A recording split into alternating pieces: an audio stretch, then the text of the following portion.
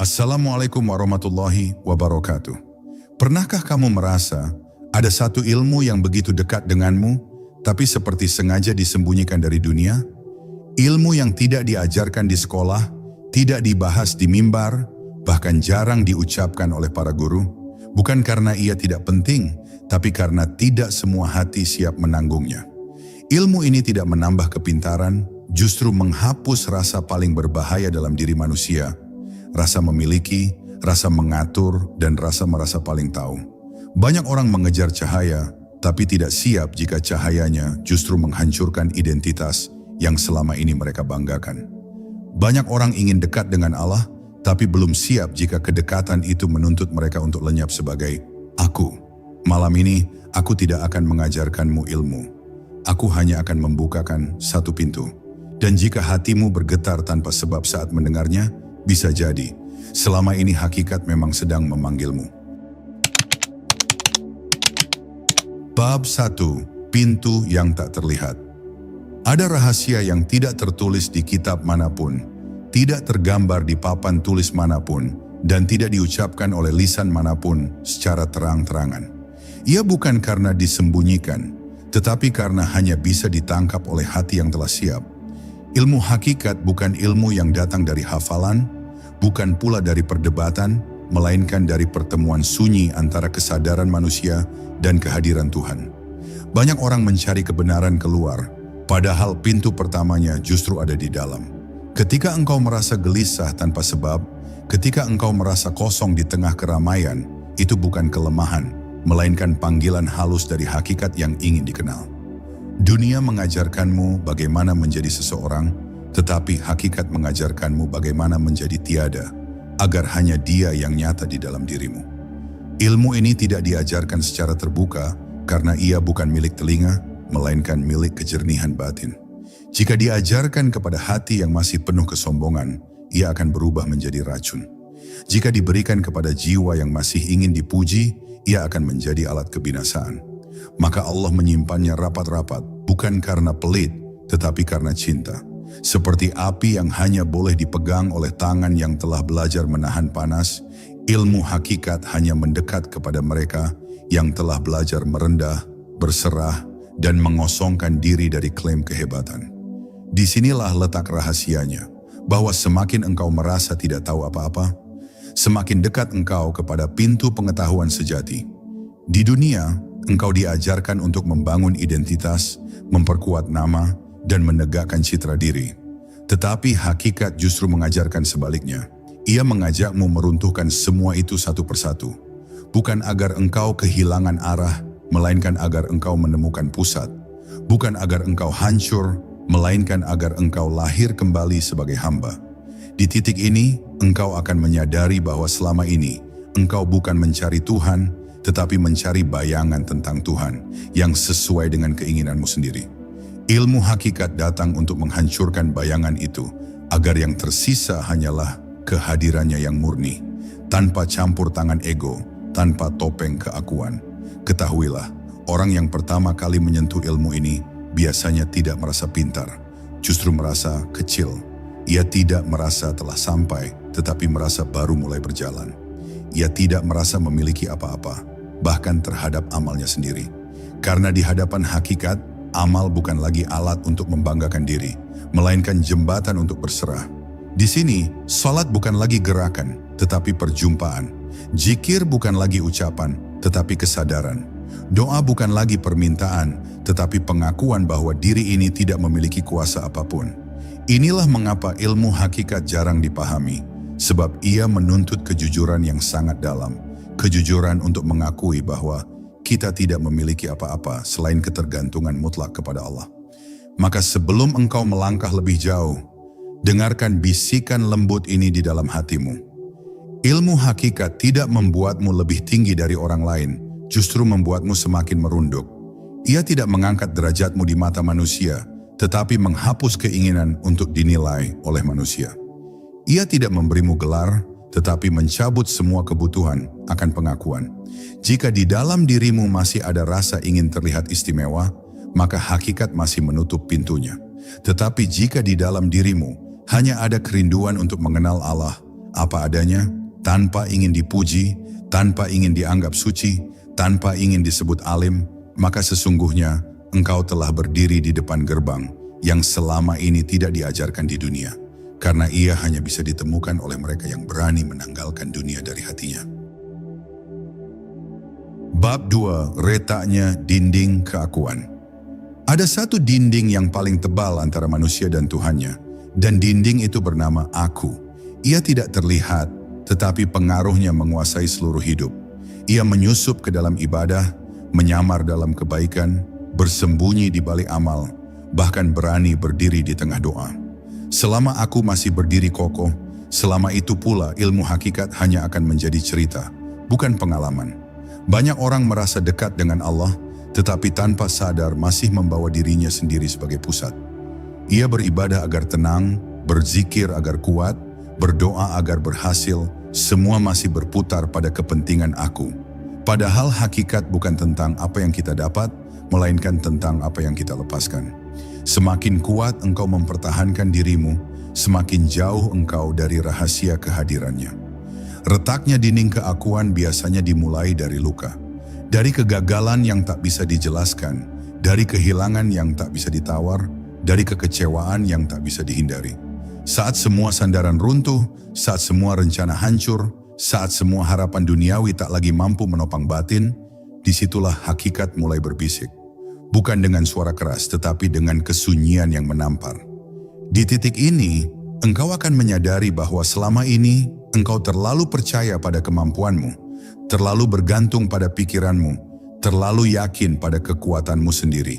Dan justru ketika semua itu runtuh, engkau menemukan bahwa Allah tidak pernah pergi, hanya selama ini tertutup oleh bayangan dirimu sendiri. Ilmu hakikat tidak datang membawa jawaban, ia datang membawa pembongkaran.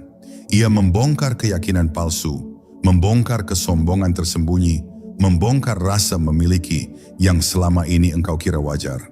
Engkau akan mulai merasa asing terhadap dirimu sendiri, seakan-akan semua yang dahulu kau anggap penting, kini kehilangan makna.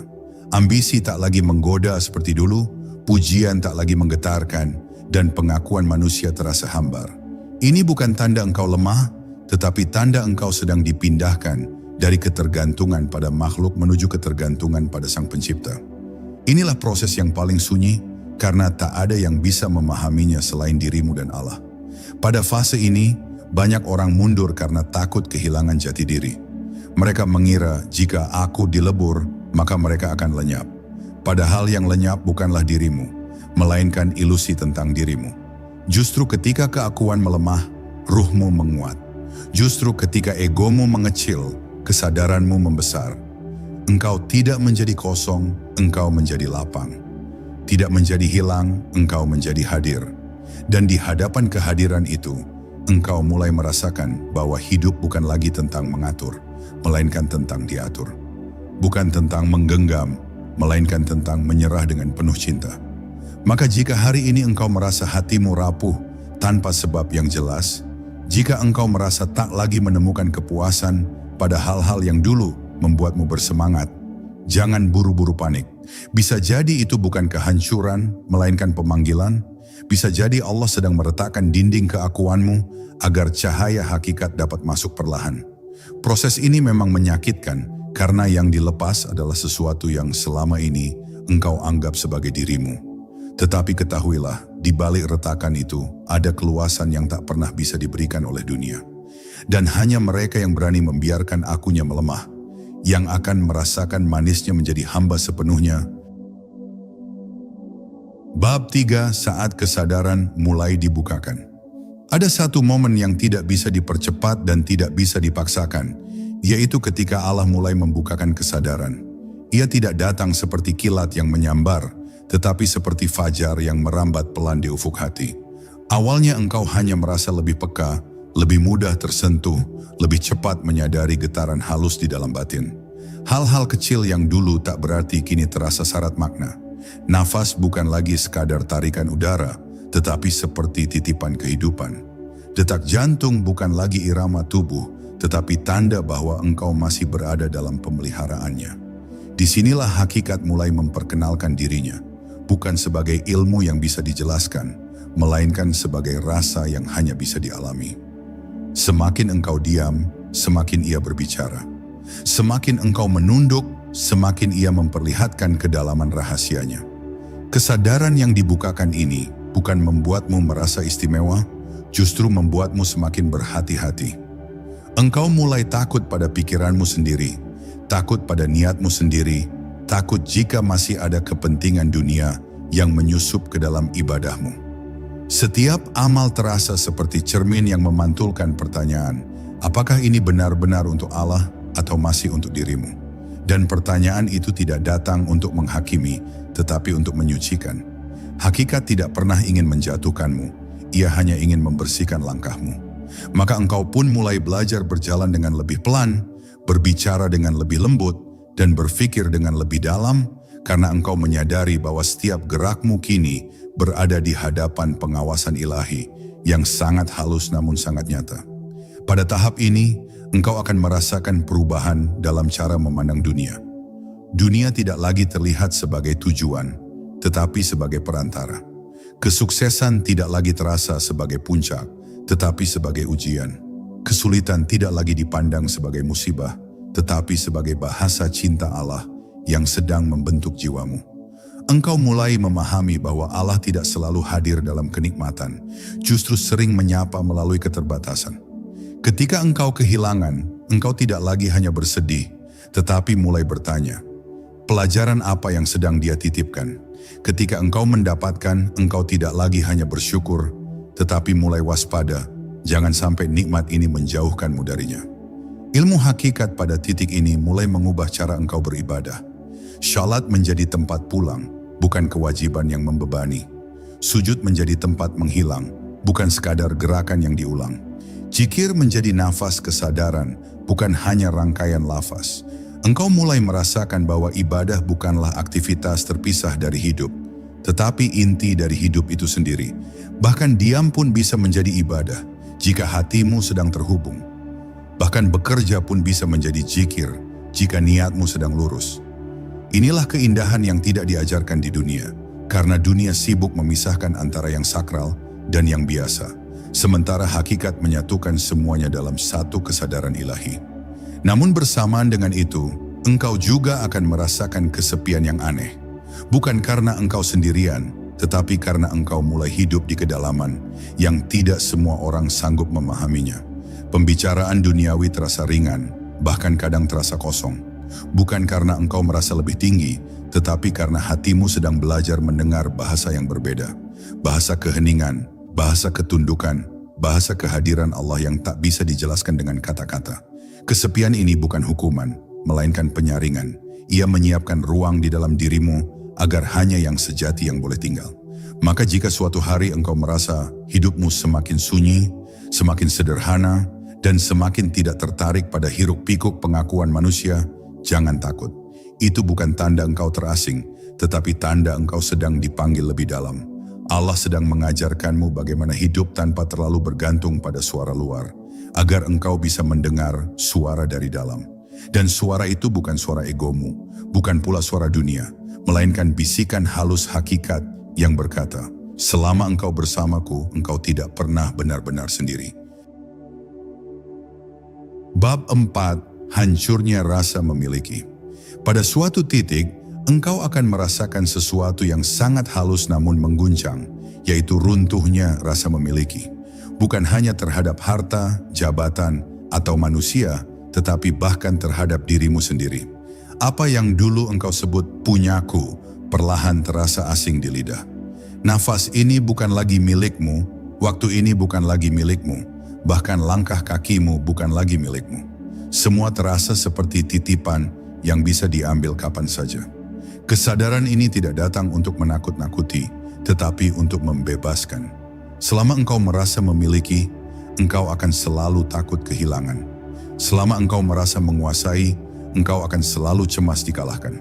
Hakikat datang untuk membisikkan bahwa engkau tidak kehilangan apapun ketika engkau tidak pernah benar-benar memiliki apapun sejak awal. Hancurnya rasa memiliki membuat hatimu menjadi ringan. Engkau tak lagi terlalu menggenggam hasil, tak lagi terlalu mengatur takdir, tak lagi memaksa dunia berjalan sesuai kehendakmu. Bukan karena engkau pasrah tanpa daya, tetapi karena engkau percaya penuh bahwa ada kuasa yang mengatur jauh lebih sempurna daripada pikiranmu. Jika dulu engkau gelisah saat rencanamu gagal, kini engkau belajar tenang sambil bertanya, apa maksud Allah di balik semua ini? Jika dulu engkau bangga ketika berhasil, kini engkau menunduk sambil berbisik, ini bukan karena aku, ini karena Dia. Inilah kemerdekaan yang tak pernah diajarkan dunia, karena dunia membangun manusia agar merasa berkuasa, sementara hakikat membangun manusia agar merasa dipelihara. Pada fase ini, hubunganmu dengan manusia juga berubah. Engkau mulai mencintai tanpa ingin memiliki, peduli tanpa ingin mengikat, memberi tanpa menuntut balasan. Engkau menyadari bahwa setiap pertemuan hanyalah amanah, setiap kebersamaan hanyalah sementara, dan setiap perpisahan bukanlah kehilangan, melainkan pengembalian. Tidak ada lagi drama batin yang berlebihan ketika seseorang pergi, karena hatimu telah memahami bahwa yang kekal hanyalah Allah. Semua selainnya adalah perjalanan, bukan tujuan. Maka cintamu menjadi lebih murni karena ia tidak lahir dari ketergantungan, tetapi dari kesadaran bahwa mencintai adalah bentuk syukur, bukan bentuk penguasaan. Hancurnya rasa memiliki juga membuat ibadahmu semakin jujur. Engkau tidak lagi beribadah untuk mendapatkan surga semata, dan tidak pula karena takut neraka semata, tetapi karena engkau sadar bahwa engkau tidak memiliki apapun untuk dibanggakan di hadapan Allah. Sujudmu menjadi pengakuan bahwa engkau hanyalah debu yang diberi kesempatan hidup. Doamu menjadi bisikan rendah hati bahwa engkau tidak tahu apa yang terbaik, kecuali apa yang Dia kehendaki. Zikirmu menjadi pernapasan jiwa, bukan transaksi pahala. Di sini, ibadah berubah dari tuntutan menjadi kerinduan, dari kewajiban menjadi perjumpaan, dari rutinitas menjadi penghambaan yang penuh cinta. Dan yang paling indah dari semua ini adalah munculnya rasa aman yang tak bergantung pada apapun. Bukan pada manusia, bukan pada harta, bukan pada keadaan. Aman karena engkau tahu siapa yang menggenggam hidupmu. Aman karena engkau tahu siapa yang mengatur detak jantungmu. Aman karena engkau tahu bahwa jika seluruh dunia pergi sekalipun, Allah tidak pernah pergi. Inilah puncak dari hancurnya rasa memiliki, ketika engkau tidak lagi takut kehilangan dunia, karena hatimu telah menemukan tempat berpegang yang tidak pernah hilang.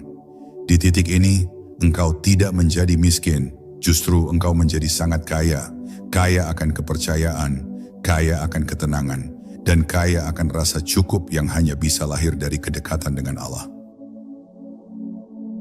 Bab 5, lenapnya rasa mengatur. Ada satu kebiasaan halus dalam diri manusia yang sering tidak disadari, yaitu keinginan untuk mengatur segalanya. Mengatur hasil, mengatur takdir, mengatur bagaimana hidup seharusnya berjalan. Bahkan dalam doa pun, seringkali kita tidak sedang berserah, melainkan sedang memberi perintah dengan bahasa yang lebih sopan. Ilmu hakikat datang untuk melunakkan kebiasaan ini. Ia tidak langsung menghancurkannya, tetapi melemahkannya perlahan, sampai engkau menyadari bahwa semakin keras engkau mengatur, semakin gelisah engkau hidup. Dan semakin engkau menyerah, semakin lapang dadamu menerima apapun yang datang. Disinilah engkau mulai memahami bahwa hidup bukan tentang mengendalikan, tetapi tentang dipercayakan. Bukan tentang memegang kendali, tetapi tentang berada dalam penjagaan. Ketika rasa mengatur mulai lenyap, batinmu menjadi lebih jujur. Engkau tidak lagi terlalu sibuk bertanya, mengapa ini terjadi padaku? Melainkan mulai belajar berkata, apa yang ingin engkau ajarkan kepadaku? Kalimat itu sederhana, tetapi mengubah seluruh arah kesadaran. Dari perlawanan menjadi penerimaan, dari tuntutan menjadi pembelajaran, dari kekecewaan menjadi perenungan. Engkau mulai merasakan bahwa setiap kejadian membawa pesan, bukan hukuman. Setiap keadaan mengandung kasih, bukan sekadar ujian. Dan di balik semua itu, ada tangan Allah yang bekerja dengan ketelitian yang jauh melampaui pemahamanmu. Ketika engkau berhenti mengatur, engkau mulai menyaksikan bagaimana kehidupan diatur dengan sangat indah. Lenapnya rasa mengatur membuat hatimu lebih tenang menghadapi ketidakpastian. Dunia memang tidak pernah menjanjikan kepastian, tetapi selama ini engkau memaksanya untuk terlihat pasti. Engkau ingin masa depan jelas, hasil terlihat, dan jalan hidup bisa diprediksi. Hakikat datang untuk mematahkan ilusi itu. Bukan agar engkau takut, tetapi agar engkau bersandar. Bukan agar engkau bingung, tetapi agar engkau percaya. Ketika engkau tidak lagi menggenggam masa depan dengan keras, engkau justru bisa berjalan lebih ringan di masa kini. Karena yang berat bukanlah hidup, melainkan keinginan untuk menguasai hidup. Pada tahap ini, engkau mulai merasakan keindahan dari ketidakberdayaan. Bukan ketidakberdayaan yang putus asa, tetapi ketidakberdayaan yang penuh cinta. Ketika engkau berkata dalam hati, "Aku tidak mampu tanpamu," disitulah kekuatan sejati mulai mengalir. Ketika engkau mengakui, "Aku tidak tahu apa yang terbaik selain apa yang engkau kehendaki," disitulah kebijaksanaan hakikat mulai menetap. Dunia mengajarkan bahwa kuat itu berarti mampu menguasai, tetapi hakikat mengajarkan bahwa kuat itu berarti mampu berserah.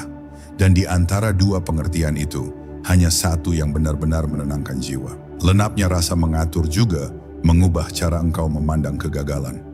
Ia tidak lagi terlihat sebagai tanda ketidakmampuan, tetapi sebagai bentuk pengalihan kasih.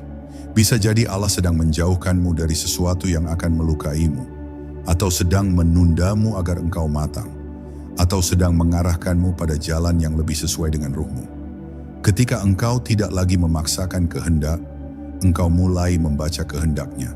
Dan disitulah rahasia besar ilmu hakikat terungkap perlahan, bahwa hidup yang paling indah bukanlah hidup yang sesuai rencanamu, tetapi hidup yang selaras dengan rencana Allah. Bab 6. Diam yang berbicara.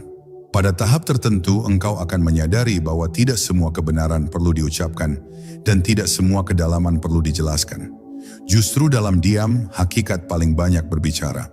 Dunia mengajarkanmu untuk menyampaikan, membuktikan, dan menunjukkan.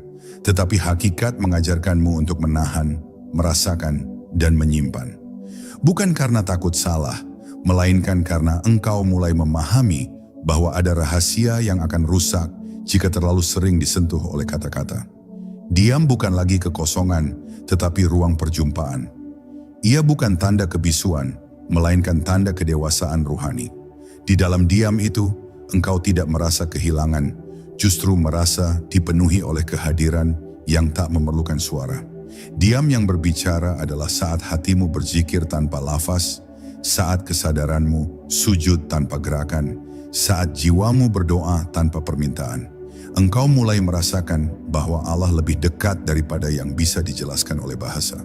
Jika dulu engkau mencarinya dalam kalimat panjang dan renungan yang rumit, kini engkau menemukannya dalam kesederhanaan yang sunyi, dalam nafas yang teratur, dalam detak yang stabil, dalam kesadaran bahwa engkau sedang hidup karena Dia sedang mengizinkanmu hidup. Di titik ini, engkau tidak lagi merasa perlu memburu pengalaman spiritual, karena setiap momen telah menjadi pengalaman itu sendiri. Diam juga mengajarkanmu untuk tidak tergesa-gesa menilai. Engkau menjadi lebih sabar terhadap manusia, lebih lapang terhadap perbedaan, dan lebih lembut terhadap kekurangan. Karena di dalam kesunyian batin, engkau melihat bahwa setiap orang sedang berjalan dengan beban dan ujian yang berbeda. Engkau berhenti ingin membenarkan dirimu dan mulai belajar memahami orang lain.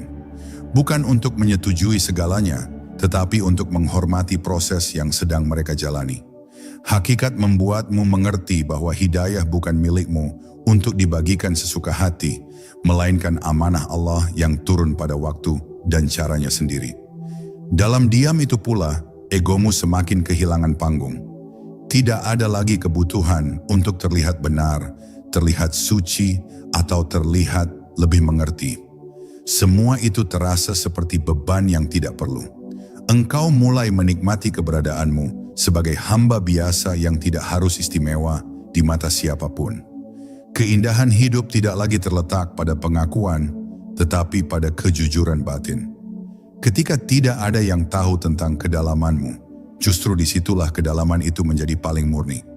Karena ia tidak tercemar oleh keinginan untuk dilihat, dipuji, atau diabadikan oleh manusia. Dan yang paling menenangkan, dia membuatmu semakin akrab dengan dirimu sendiri. Bukan diri yang penuh topeng, tetapi diri yang apa adanya. Engkau tidak lagi melarikan diri dari kesunyian, karena kesunyian bukan lagi menakutkan. Ia menjadi tempat pulang, tempat bernaung, tempat berbicara dengan Allah tanpa perantara. Disinilah ilmu hakikat menunjukkan wajahnya yang paling lembut, bahwa tidak semua perjalanan harus gaduh, tidak semua pencerahan harus dramatis, dan tidak semua kedekatan harus terlihat. Ada keindahan besar dalam menjadi hamba yang berjalan sunyi, namun hatinya penuh oleh cahaya yang tidak pernah padam. Bab 7. Rasa cukup yang menggetarkan. Akan datang satu masa ketika hatimu disentuh oleh rasa cukup yang tidak berasal dari dunia. Bukan karena semua keinginanmu terpenuhi, bukan karena hidupmu sempurna, tetapi karena engkau berhenti merasa ada yang kurang.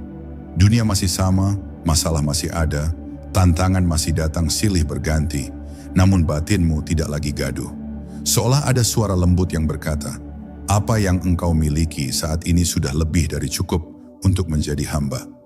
Rasa cukup ini bukan kemiskinan ambisi, tetapi kekayaan kesadaran.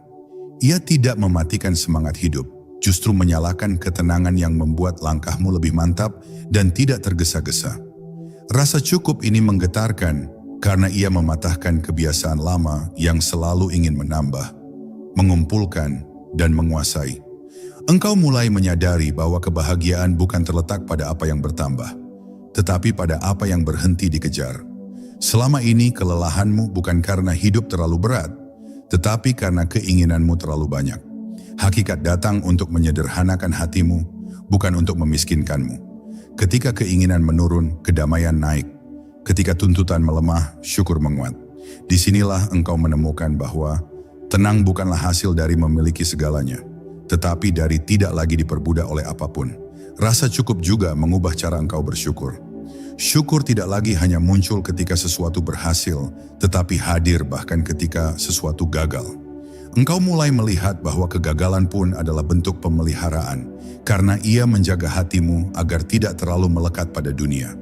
Engkau bersyukur atas nafas yang masih berhembus, atas iman yang masih berdenyut, atas kesempatan untuk kembali setiap kali tersesat.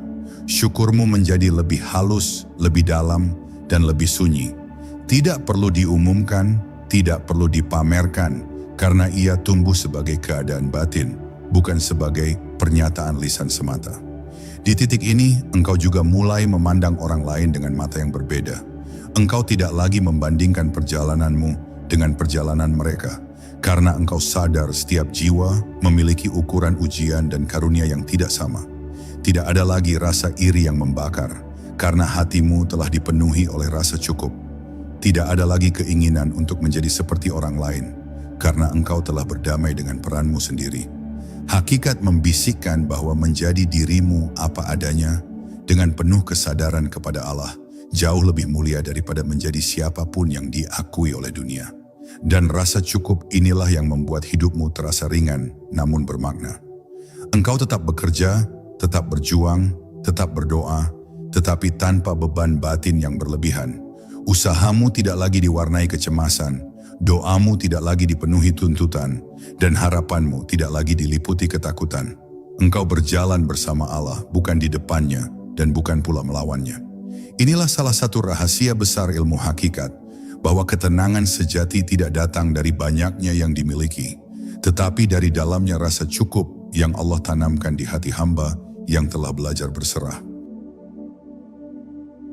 Bab 8. Hilangnya ketergantungan pada penilaian manusia. Pada satu titik yang sangat sunyi, engkau akan merasakan sesuatu yang perlahan menghilang dari hatimu, yaitu kebutuhan untuk dinilai.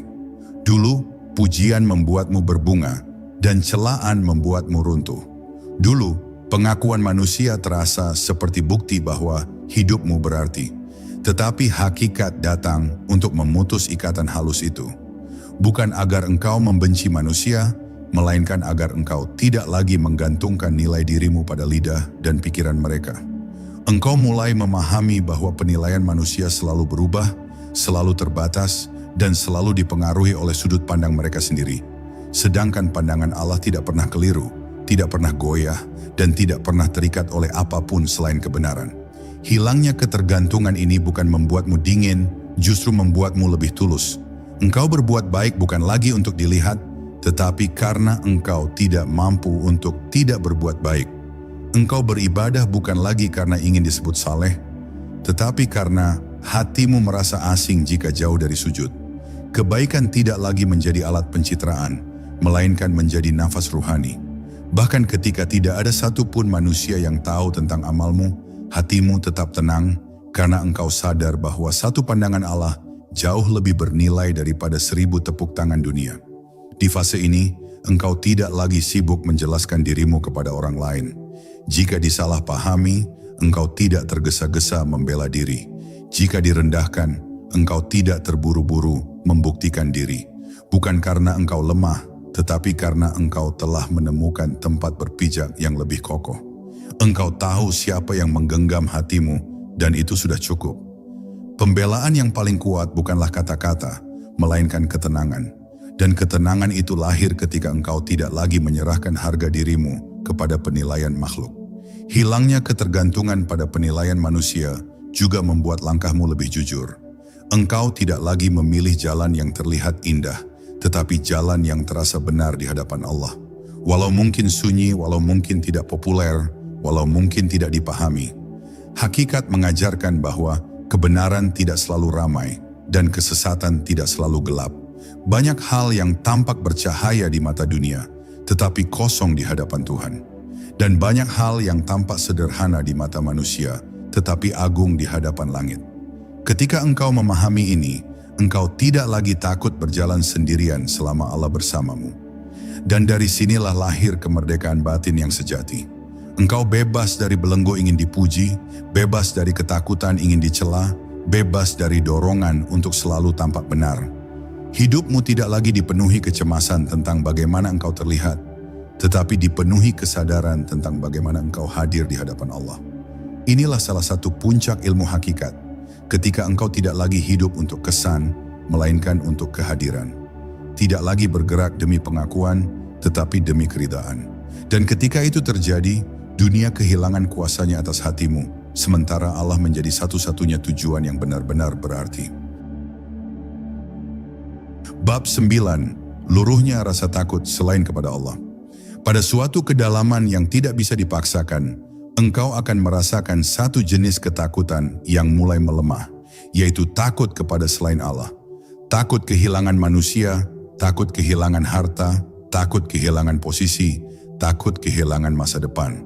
Semua ketakutan itu perlahan menjadi kecil, bukan karena dunia menjadi aman, tetapi karena hatimu menemukan tempat bergantung yang jauh lebih kuat. Engkau mulai sadar bahwa tidak ada satu pun makhluk yang mampu memberi mudarat tanpa izinnya, dan tidak ada satu pun keadaan yang mampu menghalangimu dari kasihnya. Disinilah hakikat menanamkan keberanian yang lembut, bukan keberanian untuk melawan dunia, tetapi keberanian untuk tidak tunduk kepada dunia. Luruhnya rasa takut ini membuatmu hidup dengan lebih jujur. Engkau tidak lagi terlalu berhati-hati demi menjaga citra, tidak lagi terlalu menyesuaikan diri demi diterima. Engkau mulai berani menjadi hamba apa adanya dengan keterbatasan dan ketergantungan penuh kepada Allah. Jika engkau salah, engkau berani mengaku. Jika engkau lemah, engkau berani bersandar. Jika engkau tidak tahu, engkau berani diam. Karena yang paling menakutkan bagimu bukan lagi penolakan manusia, melainkan jauhnya hatimu dari Allah. Dan ketika ukuran takutmu berubah, seluruh arah hidupmu pun berubah. Di fase ini, doa tidak lagi didorong oleh kepanikan, tetapi oleh ketenangan. Engkau berdoa bukan karena takut sesuatu terjadi, tetapi karena engkau ingin tetap dekat. Bahkan ketika bahaya terasa nyata, batinmu tidak runtuh. Ada keyakinan halus yang berkata, apapun yang terjadi, aku berada dalam genggamannya. Keyakinan ini bukan hasil sugesti, melainkan buah dari perjalanan panjang menanggalkan sandaran palsu. Hakikat mengajarkan bahwa takut yang paling suci bukanlah takut akan kehilangan dunia, tetapi takut kehilangan kesadaran akan Allah. Luruhnya rasa takut selain kepada Allah juga membuatmu lebih lembut kepada sesama. Engkau tidak lagi memandang orang lain sebagai ancaman, pesaing, atau penghalang. Engkau melihat mereka sebagai sesama hamba yang sedang berjalan dengan beban dan ujian masing-masing. Tidak ada lagi kebutuhan untuk menjatuhkan karena engkau tidak lagi merasa terancam. tidak ada lagi dorongan untuk membandingkan karena engkau telah menemukan ketenangan pada posisimu sendiri. Ketika rasa takut duniawi mati, cinta dan welas asih justru hidup lebih kuat. Dan disinilah engkau merasakan ketenangan yang paling dalam. Tenang bukan karena hidupmu aman, tetapi karena hatimu telah menemukan satu-satunya yang patut ditakuti dan sekaligus dicintai. Allah. Takut kepadanya bukan membuatmu gemetar, tetapi membuatmu jujur. Bukan membuatmu tertekan, tetapi membuatmu terjaga. Bukan membuatmu gelap, tetapi membuatmu terang. Inilah rahasia yang jarang dipahami, bahwa ketika semua rasa takut dunia runtuh, yang tersisa bukan kekosongan, melainkan keberanian suci untuk hidup sebagai hamba yang sepenuhnya bersandar kepadanya. Bab 10. Kembali sebagai hamba yang utuh. Pada akhirnya semua perjalanan ini tidak membawa engkau menjadi sesuatu yang baru, tetapi mengembalikanmu kepada sesuatu yang paling asli. Hamba, bukan hamba yang lemah, tetapi hamba yang sadar. Bukan hamba yang tertekan, tetapi hamba yang merdeka. Setelah semua keakuan dilebur, rasa memiliki dihancurkan, keinginan mengatur diluruhkan, ketergantungan pada penilaian manusia dilepaskan, dan rasa takut duniawi disucikan, engkau kembali kepada satu identitas yang sederhana namun agung. Engkau adalah milik Allah, hidup dalam penjagaan Allah, dan akan kembali kepada Allah. Di titik ini, hidup tidak lagi terasa rumit, karena engkau tidak lagi memikul beban menjadi siapa-siapa selain menjadi hambanya. Kembali sebagai hamba yang utuh, membuat setiap momen terasa sakral. Bangun tidur bukan lagi rutinitas, tetapi izin baru untuk hidup. Bekerja bukan lagi sekadar mencari nafkah, tetapi menjalankan amanah. Berinteraksi dengan manusia bukan lagi arena pembuktian diri, tetapi ladang adab dan kasih. Bahkan kelelahan pun berubah makna, bukan sebagai penderitaan, tetapi sebagai bukti bahwa engkau sedang menjalani takdir yang Allah titipkan dengan penuh kesungguhan. Hakikat mengajarkan bahwa kesucian hidup tidak terletak pada tempat yang tinggi, tetapi pada kesadaran yang dalam. Pada fase ini, engkau tidak lagi sibuk mencari pengalaman spiritual yang luar biasa. Engkau tidak lagi mengejar tanda-tanda gaib, mimpi-mimpi aneh, atau perasaan-perasaan yang menggetarkan. Karena engkau telah menemukan keajaiban dalam hal yang paling sederhana. Dalam satu tarikan nafas yang disertai syukur, dalam satu sujud yang jujur, dalam satu keikhlasan kecil yang tidak diketahui siapapun selain Allah. Inilah kematangan ruhani ketika engkau tidak lagi tergoda oleh yang spektakuler, karena engkau telah tenggelam dalam yang hakiki. Kembali sebagai hamba yang utuh juga membuatmu damai dengan perjalananmu sendiri. Engkau tidak menyesali masa lalu, karena engkau tahu setiap kesalahan pernah menjadi jalan untuk mengenalnya. Engkau tidak terlalu mencemaskan masa depan, karena engkau percaya ia berada di tangan yang paling bijaksana. Engkau berdiri di masa kini dengan penuh kesadaran, penuh kehadiran, dan penuh ketundukan. Waktu tidak lagi terasa sebagai musuh, tetapi sebagai sahabat yang membawamu semakin dekat kepada perjumpaan dengannya. Dan disinilah rahasia terbesar ilmu hakikat terungkap dengan sangat lembut, bahwa semua pencarianmu, semua kegelisahanmu, semua kerinduanmu, sebenarnya bukan tentang ingin menjadi tinggi, ingin menjadi suci, atau ingin menjadi istimewa. Semuanya adalah tentang ingin pulang. Pulang kepada fitrah sebagai hamba. Pulang kepada ketenangan dalam ketundukan. Pulang kepada cinta yang tidak menuntut apapun selain kehadiran. Maka jika engkau telah sampai di titik ini, jangan merasa telah selesai. Justru engkau baru benar-benar mulai hidup. Hidup sebagai hamba yang berjalan di bumi dengan rendah hati, tetapi hatinya terhubung penuh kepada langit. Dan jika setelah semua ini hatimu terasa lebih tenang, lebih kecil di hadapan Allah, dan lebih jujur pada diri sendiri, maka itulah tanda bahwa hakikat sedang bekerja di dalam dirimu.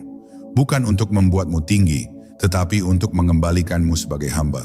Semoga Allah menjaga langkah kita dalam kesadaran, menuntun hati kita dalam ketundukan, dan mengakhiri perjalanan ini dengan keridhaannya.